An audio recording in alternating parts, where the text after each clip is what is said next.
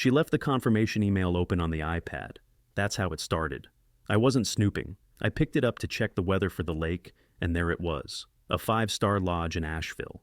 2 nights, 1 suite, champagne, and spa package. For 2. Check-in Friday. Not a work thing, not a retreat, not with me. My name's Mason. I'm 47. I live in Greensboro, North Carolina. I've been married to Tina for 22 years. People say we're solid. People are wrong. I walked into the bedroom holding the iPad like it was a loaded gun. She was folding laundry like nothing was coming apart. "You booking mountain lodges now?" I asked. She looked up, paused for a half second, then went right back to her folding. "It's just a weekend. I told you I needed space." "You said space, not another man's hotel room." She dropped a sock. I dropped the iPad on the bed. It bounced once, then landed face up on the reservation. "I haven't done anything yet, Mason." "Yet." I barked. "Jesus, Tina." "Quick note, before we get too deep, tell me, where are you watching from?" She sat down, real calm, like I was the crazy one. "We agreed things weren't working. You said you got it." I said, "I get it," 27 times this week. I counted, but not once did I mean this. Her eyes locked on mine for the first time. "You don't listen." "No," I said. "I just never thought I had to question everything out of your mouth." She stood up. "Don't twist it. This isn't some affair." "Then what is it?" I snapped. "Because I don't book luxury mountain suites for a damn talk." She didn't answer, just kept standing there like the silence was my punishment. "You want space?" I said. "Fine. You got 2 choices. 1, you meet me at the lake cabin Friday night, we talk like adults, we fix what we can. Or 2, you go to your little lodge getaway, and when you get back, don't bother coming home." She flinched at that. First real reaction all night. "I'm not threatening you," I added. "I'm drawing the line." She crossed her arms, jaw tight. "It's not that simple." "It is now." I grabbed my keys and headed for the door, but stopped halfway. "Pick your weekend, Tina. Just make sure it's your last one with a lie." And I walked out before I gave her a reason to pity me. I didn't go far. Just drove around the block twice before pulling into the park near the recreation center. Sat there watching some teenagers mess around on the basketball court. Couldn't feel my hands. Couldn't stop thinking about how calm she was, like she'd already rehearsed the whole scene. Tina texted me 2 hours later. "We need to talk. Please come back." I did. She was in the kitchen, leaning on the counter with her arms crossed like a school principal waiting to scold me. "You didn't give me a chance to explain." "Go on then," I said, kicking off my shoes. "I'm all ears." Her lips pressed into a line. "You haven't been here, Mason." "Not really. You've been checked out for years." "Oh, we're doing this," I muttered. "You think this came out of nowhere? You're gone half the time. Conferences, hunting trips, random solo weekends at the cabin. You chose the distance first." "That's rich," I snapped. "You mean the work trips that paid our mortgage. The cabin weekends where I'd beg you to come and you'd say no every time." She didn't back off. "You stopped looking at me like I mattered." "You mean like you stopped looking at me during sex?"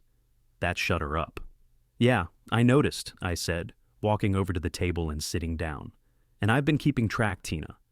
This thing with your coworker didn't start last week. It started after that so-called business lunch back in April. Remember that one?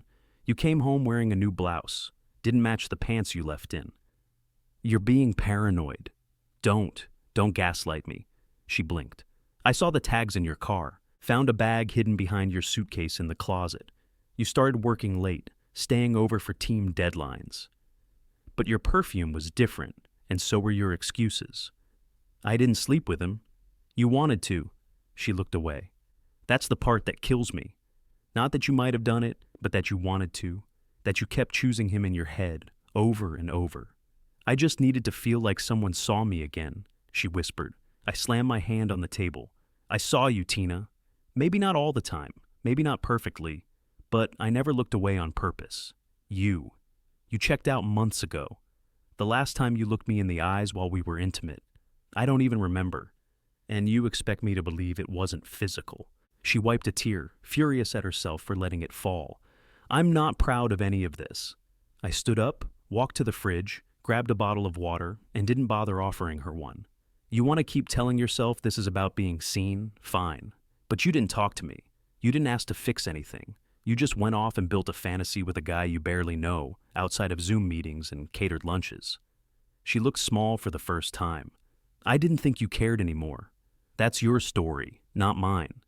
I chugged half the water, tossed the cap in the sink, and stared her down. I meant what I said. I'll be at the cabin Friday night. If you walk through that door, we talk. If not, don't bother coming back. Mason, I'm not debating it. Pick a direction. She nodded slowly, not saying anything else. I walked out again, this time without slamming the door. Didn't need to. The line was drawn, and she knew it. I sat in my car with the engine running, hands clenched on the wheel, but I wasn't driving anywhere, just staring at the streetlight out front like it had something smart to say. Then I pulled out my phone and called Sherry. She picked up on the second ring, cheerful voice like always. Hey girl, what's up? I didn't waste time. Mason knows. The silence was instant, then knows what. I closed my eyes. About me. About Eric. About this weekend. Sherry's breath hitched. Tina? No. Yeah. Oh my God, she whispered. What happened? I left the email open like an idiot. He saw the lodge reservation. Jesus. What did he say? He gave me two options. Either I go to the lake cabin with him Friday night and talk, or I go on the trip with Eric and don't come back. Oh, Tina, her voice cracked. You can't go through with it now. You can't. This isn't some fantasy anymore. It's real. You have to cancel. I can't cancel, I said. I need to know what it feels like. Just once. To be wanted without history hanging over it. To be someone new, even if it's for 2 damn days. Tina, no one gets to be new. Not at our age. You don't hit reset. You just wreck what's already standing. You don't get it. Don't I? She snapped. I tried it. Remember, open marriage. That blew up in my face faster than I could change the sheets. Steve couldn't even look at me for months. And that was with permission. This is different. It's not, she said. It's loneliness dressed up as clarity. You think crossing that line's gonna make things clearer, but it won't. It just gives you one more thing to lie about. I'm not lying anymore. Come on, she said, frustrated. You've been lying to Mason for months. To yourself, too. I leaned my head back against the seat. I deserve this. Why? Because marriage is hard. Because you and Mason drifted. That's not a pass to blow it all up. He'll understand, I said, not even sure I believed it. He has to. After everything we've been through, no, Tina, she cut in. He doesn't have to do anything. And I'm telling you, if you go through with this, you're not coming back to the same house. Or the same man. He said that. He didn't have to. You just said it for him. I didn't respond. I couldn't. She was right, and I hated how right she sounded. Please, she said quietly, don't do this. I have to, I whispered. For me. Sherry went quiet, then, okay. Just call me when you get there. Let me know you're safe. I will. We hung up without another word. A minute later, I heard the front door of her house open and close. Her voice floated through the thin fall air as she spoke to Steve on their porch. She's really going through with it, she said, her voice thick. I think I made it worse. He didn't say anything back, but I heard the screen door creak as he pulled her into the house. And I just sat there, watching my porch light flicker, wondering if the part of me that cared was still even in the house. Monday morning, I called out of work and didn't bother lying about why. Tina was already gone when I woke up. No note, no texts, no sound, but the dog shifting in his crate like he knew something was off. I poured black coffee into a travel mug and started sorting our life into columns. I stood in the middle of the living room and took a picture, then another one from the hallway, the kitchen, our bedroom. I walked through the whole damn house with my phone out like I was listing it on Zillow. Next, I made a list on a yellow legal pad, stuff I'd leave behind, her grandma's china, the patio furniture, that hideous red accent chair she bought from Home Goods. Stuff I'd take, my tools, the kayak, the signed Panthers football, and my dad's rifle. I paused at the wedding album, just staring at it. Then I added that to the take list too, even if I never opened it again. By noon, I was in a quiet office off West Market Street, sitting across from a woman named Jenna. She had sharp eyes and didn't flinch once during the whole meeting. I like that. I'm not trying to screw her over, I told her. I just want out clean. We went through the big stuff first. House, hers. She loved the garden, and I didn't want the maintenance. The 401k, also hers. She'd put more into it anyway. I got the lake cabin and my pension. It was fair, more than fair. She's not contesting anything, Jenna asked. Not yet, I said. But if she does, I've got receipts. From there, I went to the bank and split the joint account, straight down the middle. I opened a new one under my name only and had them reroute my paycheck.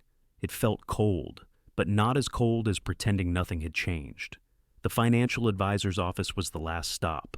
Laura, our rep, gave me that tilted head, soft voice thing like someone had just died. "We'll take care of everything for you, Mason," she said gently, like I was about to fall apart. I nodded and signed the papers. "Make sure all shared authorizations are removed." "Of course. And restrict access to the trust until further notice." "Understood." I walked out of there with a manila folder, a pen I didn't need, and the kind of silence you only get after lawyers and bankers have taken your life apart piece by piece. People kept smiling at me like I was about to cry. That made me want to throw something. Back home, I opened a drawer in the dining room and pulled out the emergency folder. Insurance, wills, power of attorney. I flipped through it like I was memorizing what used to be ours. What I didn't do was call my sons. Not yet. Eli was a junior at UNC, pre-law, serious and polite. Always made sure to text on Sundays. Ben was a sophomore at App State, studying music and growing his hair out. He FaceTimed me last week from a dorm couch, strumming a guitar and asking for gas money. How the hell do you tell your kids their parents are about to split after 22 years? I closed the folder and shoved it back in the drawer. Not today. I sat down in the living room, right under a picture of the four of us at Myrtle Beach. Arms around each other, fake sunburns, sand stuck to our ankles. I stared at it until the dog whined for dinner. Then I fed him, changed out of my collared shirt, and made a sandwich like my world wasn't hanging by one thin, cracking thread. I pushed open the door to Redwood Grill and immediately regretted it. It was too bright, too open. Glass walls, polished wood, mirrors everywhere. Felt like eyes on me from every direction. Eric was already at our usual booth near the windows, waving like we were on a date or something. He stood when I walked over, arms halfway out like he wanted a hug. I sidestepped it and slid into the booth. "Hey." He froze for a second, then sat down, smile a little dimmer. "You okay?" "Fine." I grabbed the menu, even though I already knew I wasn't ordering anything new. He leaned in, too casual. "I can't stop thinking about this weekend." "You packed yet?" I looked past him, out the window at the strip mall parking lot. A woman was walking her kid into a nail salon, probably making small talk about fall colors. Meanwhile, I was plotting the end of my marriage over a Caesar salad. "I haven't packed," I said flatly. Eric blinked. "You're still coming, though." "Right." "I don't know. Maybe." He chuckled like I was flirting. "Come on, Tina. We've been talking about this for weeks." "I know." He reached across the table to touch my hand. I pulled it back without thinking. "What's going on?" he asked, confused. "Don't touch me here," I whispered. "Why?" "Because someone could see. Anyone." His voice dropped. "Are you serious right now? You're the one who picked this place." I didn't think I'd feel like this. Like what?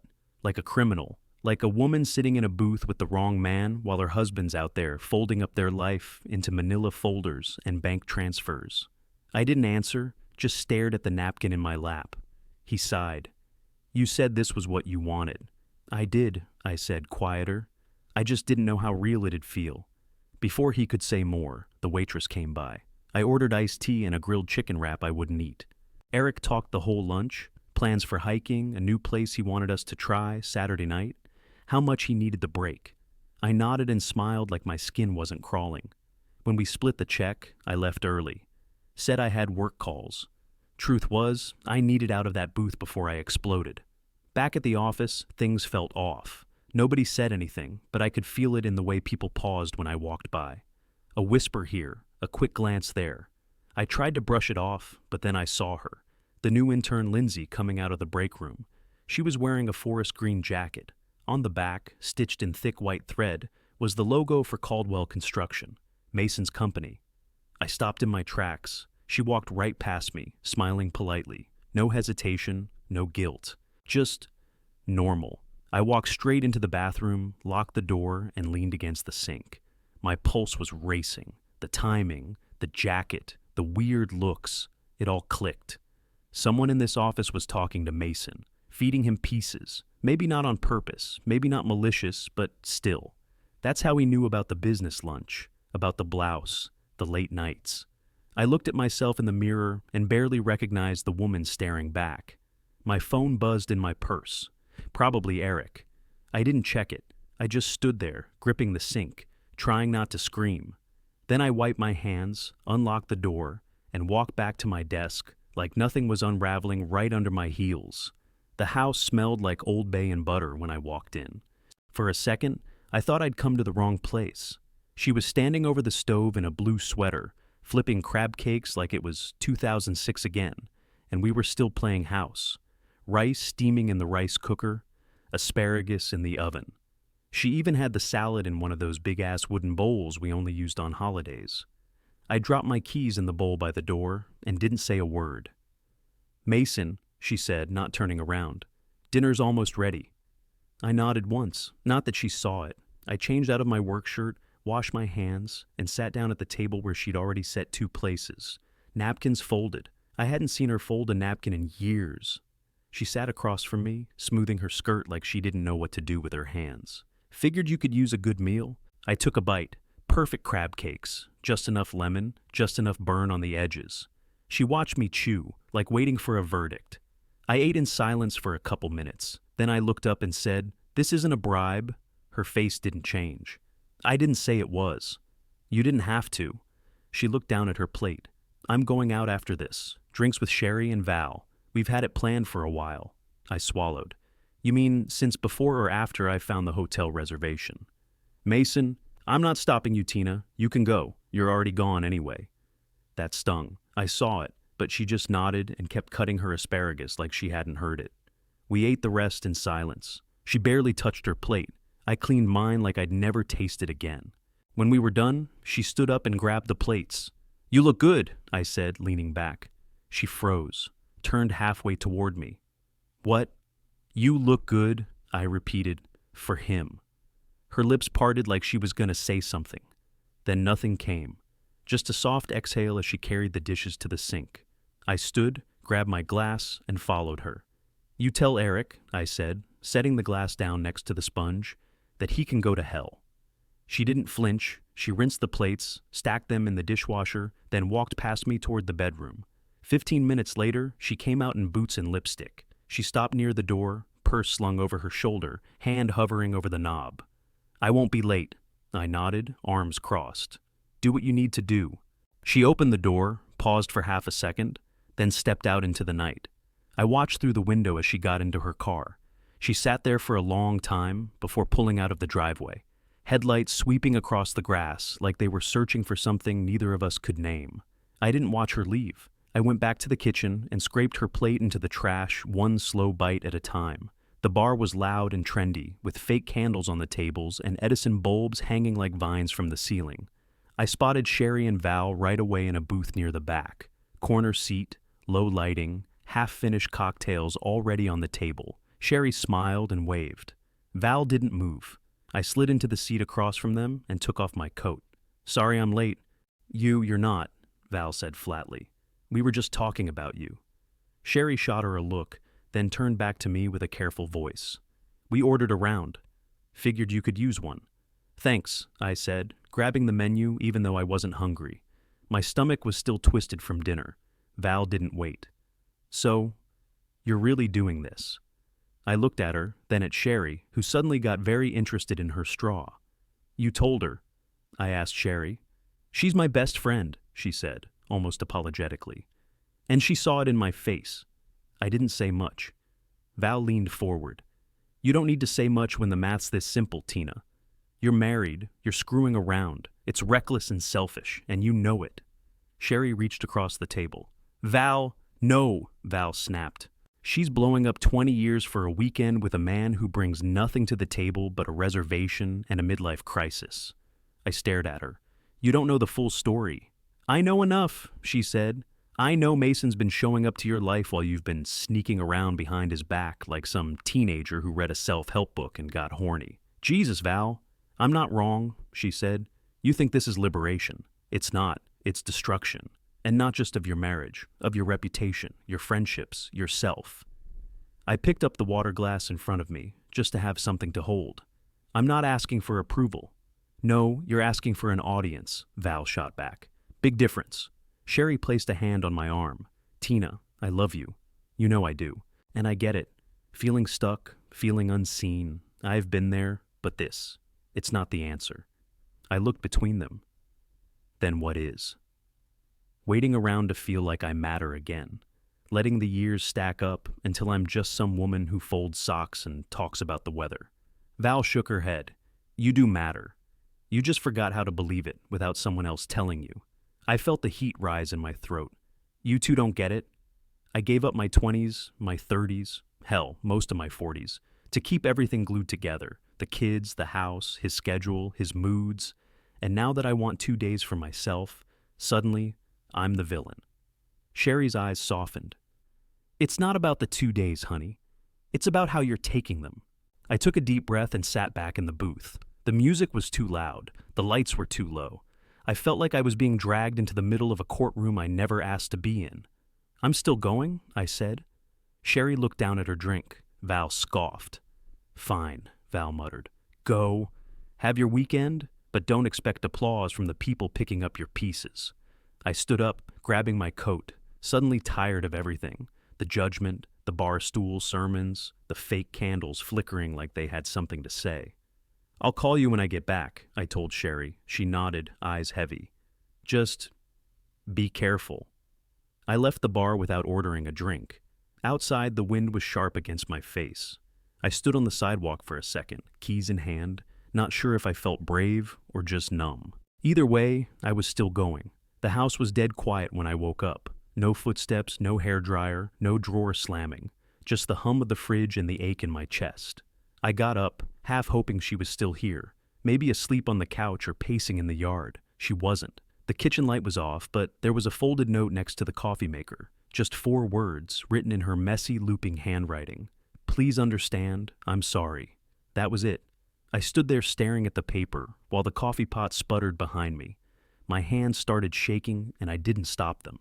I slid down the cabinet, sat on the cold tile, and let it hit me. She was gone. Not maybe, not probably. Gone.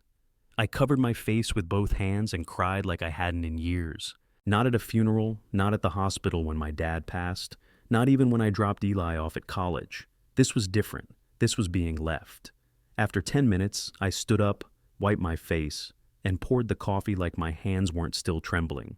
Then I got to work, packed 1 duffel with flannel shirts, jeans, and the extra chargers, grabbed the cooler from the garage and filled it with bottled water and 2 ribeyes I'd been saving for the grill, stacked it by the door, grabbed my old hiking boots and my book, didn't forget firewood. Every step was slow and methodical, like I was prepping for war or something worse, solitude. I loaded up the truck just after 8. That's when I noticed the other car. The Camry was parked crooked in the driveway, engine running, windows fogged. I thought maybe she forgot something, came back and couldn't bring herself to come inside. I walked over, confused, and opened the passenger door. She was asleep, head tilted against the window, jacket still on, arms crossed like she'd been sitting there for hours. The moment the door opened, her eyes fluttered. She blinked hard and looked up at me. Couldn't sleep, she mumbled. Thought I'd wait. My throat clenched. You left a note. I know, she said, sitting up straighter. I meant it when I wrote it. Then I sat in the car for an hour trying to figure out if I meant it enough to leave for good. I didn't say anything. She reached behind the seat and pulled out a small white bag. I brought donuts. Figured if you slammed the door on me, I'd eat them all myself and cry in the gas station parking lot. Not a bad plan. Yeah, she said with a weak smile. Had a backup coffee too, just in case. I looked at her, really looked at her. She was exhausted, pale under the makeup, but she was there, not gone, not with him. I nodded once and walked around to the driver's side. We didn't talk much on the drive, just soft music and road noise and tension so thick it made the air feel heavier than it was. She offered me a donut at one point. I took it without looking. 15 minutes out from the cabin, she leaned her head against the window and whispered, I didn't sleep with him. I gripped the steering wheel tighter, but didn't answer. Not yet. We pulled off the highway and kept driving. Whatever this was now, it wasn't a reconciliation. But it wasn't goodbye either. The road twisted through the trees like it didn't care where we ended up. Sunlight blinked through the branches, flashing across the dashboard.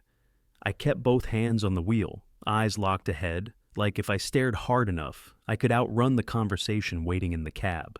Tina shifted in her seat, fidgeting with the sleeve of her jacket. "I didn't go inside," she said, voice low. "The lodge." I parked in the lot, sat there for 20 minutes, and then left. I glanced at her, then back at the road. "I wanted to," she continued. "I planned to. I packed the clothes, the perfume, all of it. I had the room number. He even texted me when he got there, but I couldn't make myself walk through the damn lobby." I didn't speak. She kept going. I felt sick, Mason. Like, full body sick. I thought I was doing something for me, something freeing. But the second I saw his car, I realized I was about to become someone I couldn't respect. Still, I said nothing. "You asked why I stopped looking at you during sex," she said after a minute. "It wasn't because I stopped loving you. It was because I felt like a fraud, like I was lying to your face every time we touched. I didn't know how to carry both things at once." I swallowed hard. The tires hummed under us, steady and slow. "I should have told you when it started in my head," she said. "I should have said I was drowning. But I didn't want to be the one who broke us." I finally spoke. "You were." She flinched. "But so was I added. Her eyes cut toward me. "There was a woman at a conference," I said, "about 5 years ago. It was one of those 2-night events in Raleigh. Happy hour, lots of drinking, hotel lobby bar. She laughed at everything I said. I walked her back to her room. Tina sat still, barely blinking. I stood in the hallway for 15 minutes, I said. She left the door cracked. Told me she didn't mind company. I wanted to go in. Did you? No. I tightened my grip on the wheel. I walked away. Took the stairs 2 flights down just to get away from the temptation. She let out a shaky breath. Why didn't you tell me? Because it didn't feel like something I should have needed to tell you. I thought it'd be better if I just made the right call and moved on. I let that hang in the air for a while. Trees blurred past us. Wind rattled through the cracked windows. That night stuck with me, I said. Not because I almost cheated, but because it showed me how easy it could be. How fast you can make one choice that you can't walk back from. Tina looked down at her hands. I don't know who I am anymore. Neither do I. We hit a long curve in the road, and the cabin sign finally came into view. Peeling paint, crooked post, just like always. She straightened up. I don't expect forgiveness. I don't expect to give it. But I'm here, she said, her voice cracking. I want to talk. Really talk. I don't care how long it takes. I nodded once, pulling into the gravel drive. Then let's talk. The tires crunched to a stop. I turned off the ignition. She looked at the cabin like it was foreign territory, something between a battlefield and a church. We got out without saying another word. The cabin smelled like dust and pine and memory. Same couch, same scratch on the kitchen counter, same thin firewood stacked by the hearth. We walked in like strangers trespassing on something that used to be ours. Tina dropped her bag by the door and looked around. Smells the same. Yeah, I said, tossing my keys in the old bowl by the lamp. Stale and quiet. She laughed once, soft, unsure, then reached into her purse and pulled out a small, wrapped box. Black paper, silver ribbon. She held it out. What's this? I bought it for him, she said, not looking at me, but I never gave it to him. It doesn't belong to him anymore. I took it without a word and unwrapped it slowly. Inside was a watch, leather band, simple face, no brand. Not expensive, but thoughtful. My kind of thing. I stared at it for a second, then slid it back into the box. You sure? Yes. We didn't talk much after that. I grilled the steaks while she made a salad. We ate in silence again, but it didn't feel hostile this time. Just cautious. Later, we shared the old futon in the loft. No TV, no distractions. Just the hum of the wind through the cracks and the quiet breathing of 2 people still trying to figure out if they were supposed to be here. We didn't have sex. We didn't even kiss. But her head rested on my chest, and I kept my hand on her shoulder, and that was enough. I woke up before sunrise. Cabin still dark, her body still curled against mine. I lay there, staring at the ceiling, feeling the weight of everything we hadn't said yet. It wasn't over. Not the pain, not the mess, not the fear. We were still cracked open. But we were here. I knew we'd need help. Counseling, brutal honesty. Probably more fights, maybe worse. But I also knew I hadn't woken up alone. Tina stirred beside me, eyes fluttering open. Her voice came out rough and quiet. I finally understand. I looked down at her. What? Her fingers brushed mine. What I almost destroyed. I didn't say anything, just smiled. For real, this time. Not because it was fixed, it wasn't. But because for the first time in months, she wasn't looking through me. She was looking at me. And for now, that was enough. Do you think Mason should have taken Tina back? Or shut the door for good? Drop your answer in the comments. And if you made it this far, don't forget to like and subscribe for more.